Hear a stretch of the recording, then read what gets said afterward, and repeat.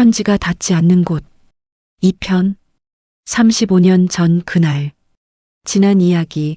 서울의 한 요양원 412호. 82세 정순자 할머니는 매주 금요일 오후 2시마다 딸에게 편지를 씁니다. 하지만 그 편지는 35년 동안 단 한 번도 도착하지 못했습니다. 할머니는 알고 있었습니다. 편지가 돌아온다는 것을. 그래도 계속 썼습니다. 안 쓰면 딸이 정말 사라질 것 같아서 요양보호사 민수는 결심했습니다. 직접 그 주소로 가보기로. 35년 동안 편지가 보내진 신영동 427번지 15호로. 하지만 그 전에 민수는 한 가지 궁금한 것이 있었습니다. 도대체 35년 전 무슨 일이 있었던 걸까? 구독과 좋아요는 이 이야기를 더 많은 사람에게 전하는 힘이 됩니다. 자, 2편을 시작하겠습니다. 토요일 오후 민수는 요양원 로비에서 누군가를 기다리고 있었습니다. 오늘은 정순자 할머니의 보호자가 방문하는 날이었습니다. 할머니의 손자 이준혁 씨였습니다. 오후 2시 30대 초반에 남성이 들어왔습니다. 깔끔한 정장 차림이었습니다. 안녕하세요.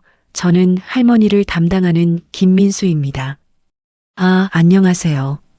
할머니 잘 부탁드립니다. 준혁은 정중하게 인사했습니다. 그리고 412호로 향했습니다. 할머니 방에 들어가자 순자 할머니는 손자를 보고 환하게 웃었습니다. 준혁아 왔구나. 할머니, 안녕하세요. 건강하시죠? 응, 괜찮아. 민수 씨가 잘 돌봐줘.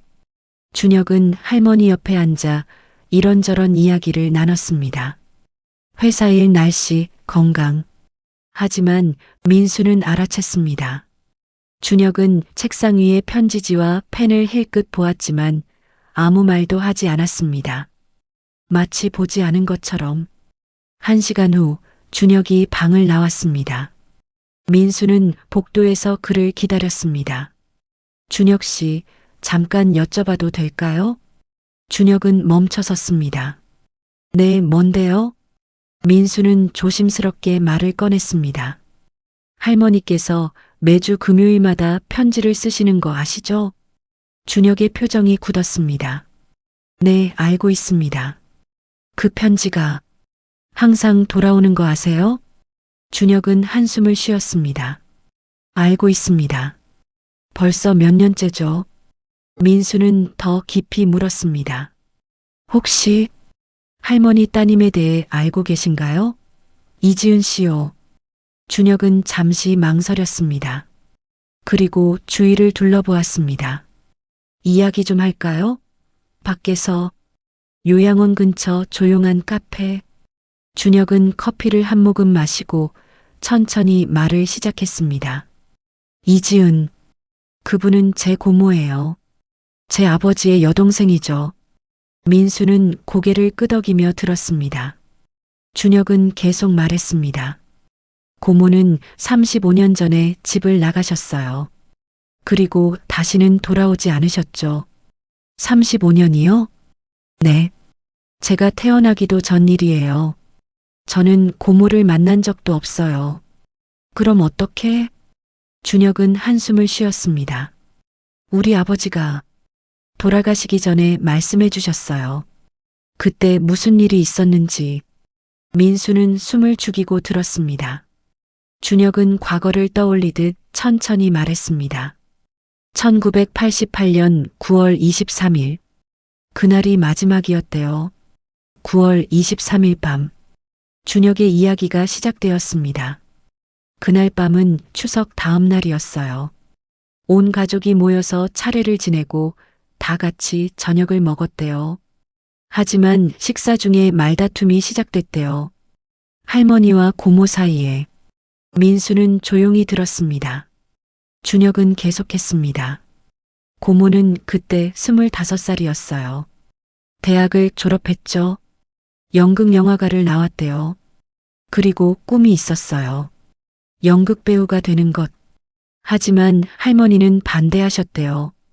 배우는 불안정하다고, 제대로 된 직장을 가져야 한다고, 졸업한 지 1년이 넘었는데 넌 일도 제대로 없지 않냐고, 배우 일하기 위해 다른 아르바이트 하는 게 말이 되냐고. 민수는 고개를 끄덕였습니다.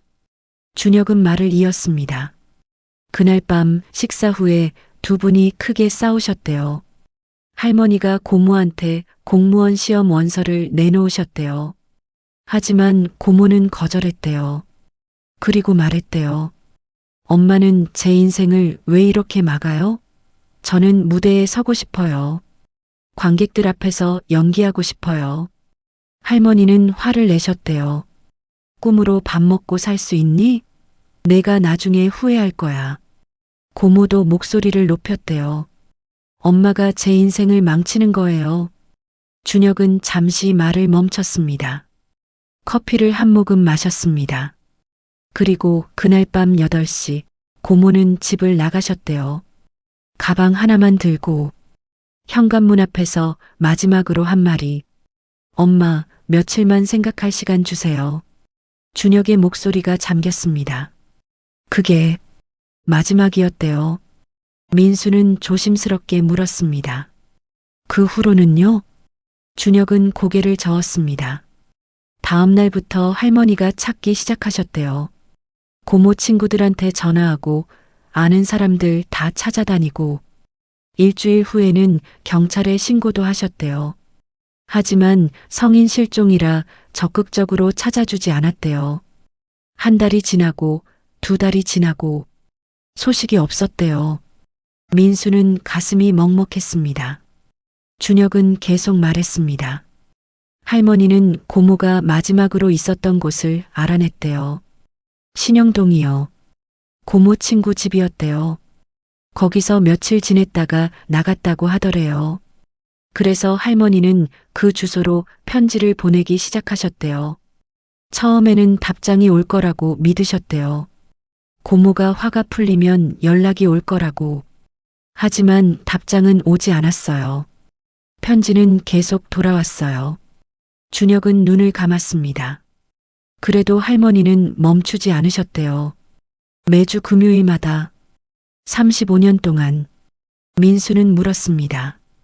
혹시 고모님이 어디 계신지 아무도 모르나요? 준혁은 고개를 저었습니다. 아무도 몰라요. 사립탐정도 고용해봤대요. 실종자 찾기 단체에도 연락했고, 하지만 아무 소식이 없었어요. 마치 세상에서 사라진 것처럼. 민수는 조용히 물었습니다. 혹시 돌아가신 건 아닐까요? 준혁은 한참을 침묵했습니다. 그것도 생각해봤어요. 하지만 확인할 방법이 없어요. 사망 신고도 없고 무연고 사망자 명단에도 없고 그냥 사라진 거예요. 민수는 조심스럽게 물었습니다. 할머니께서는 따님이 돌아가셨을 거라고 생각하세요? 준혁은 천천히 고개를 끄덕였습니다. 아마도요. 35년 동안 연락이 없는 게 정상은 아니니까요. 하지만 할머니는 인정하지 않으세요. 지금도 고모가 어디선가 살아있다고 믿으세요. 준혁은 창밖을 바라보았습니다. 할머니가 한 번은 제게 말씀하셨어요. 준혁아, 나는 지은이가 죽었다고 생각하지 않아. 그냥 아직 집에 올 준비가 안 된 거야. 언젠가는 돌아올 거야. 준혁의 목소리가 떨렸습니다. 하지만 저는 알아요. 할머니도 사실은 알고 계세요. 고모가 이미. 준혁은 말을 잇지 못했습니다. 민수는 가만히 듣고 있었습니다. 준혁은 눈물을 닦았습니다. 편지를 쓰는 게 할머니가 고모를 붙잡는 유일한 방법인가 봐요. 편지를 쓰는 동안만큼은 고모가 살아있는 것 같으니까. 민수는 고개를 끄덕였습니다. 준혁은 민수를 바라보았습니다. 민수 씨, 부탁이 있어요. 말씀하세요. 할머니한테 고모 이야기 하지 말아주세요. 제발. 민수는 조금 놀랐습니다. 왜요? 준혁은 한숨을 쉬었습니다. 할머니는 이제 80대예요. 건강도 안 좋으시고 만약 고모가 정말 돌아가셨다는 걸 확실히 아시게 되면 준혁은 말을 잇지 못했습니다. 그냥 모르는 게 나을 것 같아요. 편지라도 쓰면서 희망을 가지시는 게. 민수는 복잡한 표정을 지었습니다. 하지만 진실을 아는 게 더 낫지 않을까요? 준혁은 고개를 저었습니다. 어떤 진실은 모르는 게 나아요. 민수는 대답하지 못했습니다. 카페를 나온 민수는 한참을 걸었습니다. 머릿속이 복잡했습니다. 35년 전 엄마와 딸이 싸웠습니다. 딸은 집을 나갔습니다. 그리고 다시는 돌아오지 않았습니다. 엄마는 35년 동안 편지를 썼습니다. 편지가 돌아올 걸 알면서도 민수는 생각했습니다. 만약 이지은 씨가 정말 돌아가셨다면 어디선가 무연고로, 그럼 할머니는 평생 모른 채로 편지를 쓰는 걸까? 아니면 혹시 이지은 씨가 살아계신다면 어딘가에서 연락하지 못하고 있는 걸까? 민수는 결심했습니다. 직접 확인해 봐야겠어. 신영동으로. 이지은 씨가 마지막으로 있었던 그곳에 가봐야겠어. 혹시 모르잖아. 뭔가 단서라도 있을지. 그리고 또 금요일이 왔습니다.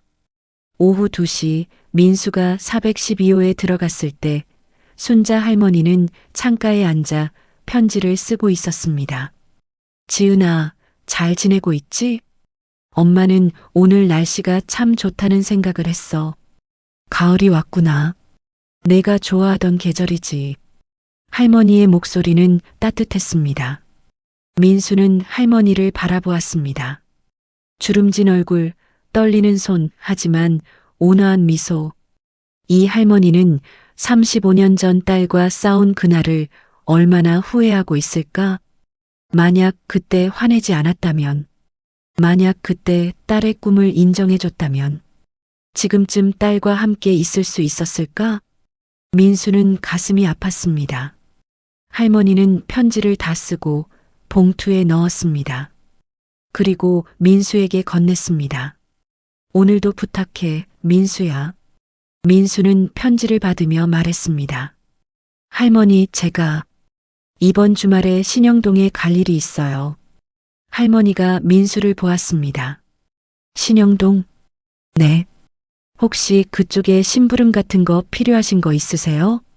할머니는 잠시 생각하다가 말했습니다. 아니, 괜찮아. 근데 신영동 어디? 427번지 근처요. 할머니의 손이 멈췄습니다. 거기가 지은이가 있던 곳인데.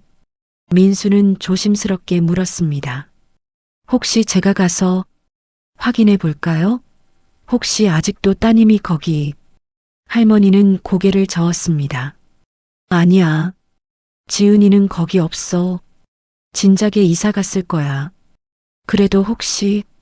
할머니는 민수의 손을 잡았습니다. 민수야, 괜찮아. 지은이는 언젠가 연락할 거야. 엄마가 기다릴 테니까. 민수는 아무 말도 할 수 없었습니다. 그날 저녁 민수는 집에서 지도를 펼쳤습니다. 서울시 광학구 신영동 427번지 15호. 작은 점으로 표시된 주소였습니다. 민수는 그 점을 한참 바라보았습니다. 내일 가보자. 35년 전 이지은 씨가 마지막으로 있었던 그곳에. 혹시 모르잖아. 친구가 아직도 거기 살고 있을지, 뭔가 알고 있을지. 적어도 시도는 해봐야지. 민수는 준혁의 말을 떠올렸습니다. 어떤 진실은 모르는 게 나아요. 하지만 민수는 생각했습니다. 아니야. 진실을 알아야 해. 설령 그게 슬픈 진실이라도. 할머니가 평생 편지를 쓰며 기다리는 것보다는 진실을 아는 게 나을 거야. 민수는 가방을 챙겼습니다. 다음 날 아침 신영동에 찾아갔습니다. 오래된 골목길, 낡은 건물들, 35년 전과 별로 달라지지 않았을 것 같은 풍경. 민수는 주소를 확인하며 걸었습니다. 427번지, 13호, 14호, 그리고 드디어 도착했습니다.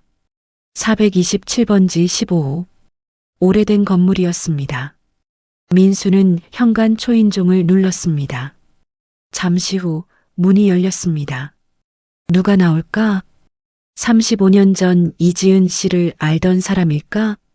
아니면 전혀 모르는 사람일까? 민수의 심장이 빠르게 뛰었습니다. 문이 열렸습니다. 그리고 민수는 그 사람을 보았습니다. 여러분, 민수는 누구를 만나게 될까요? 35년 전 이지은 씨를 아는 사람일까요? 그리고 이지은 씨는 정말 어디에 있는 걸까요? 다음 편에서 계속됩니다. 시청해 주셔서 감사합니다. 구독과 좋아요는 큰 힘이 됩니다.